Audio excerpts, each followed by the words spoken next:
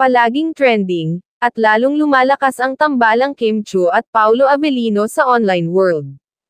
Sa katunayan, tumaas muli ang number of followers ni Kim sa Instagram.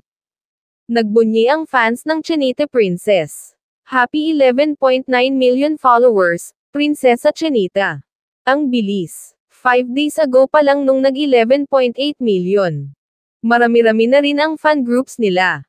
Sarami nga ng Kim Pao fans now, tinututukan talaga nila ang bawat kilos ng idols sa social media. Napansin ng netizens na tumututok si Paulo sa It's Showtime, para panoorin si Kim.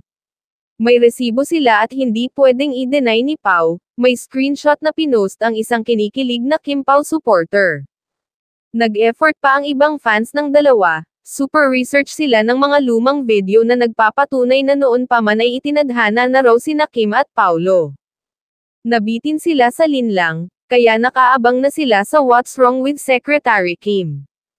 Hindi pa man nagsisimula ang kanilang baliktambalan sa Pinoy adaptation ng hit Korean series na What's Wrong with Secretary Kim, marami ng fans ang abangers at kinikilig sa kanilang tandem. May mga Kim Pao followers pa na bet na sila ang magkatuluyan. Nakita kasi nila ang undeniable chemistry ng dalawa sa first series nila together. Ito ay kahit pa may mga chika ng tila nagkakadevelopan na ang unexpected love team.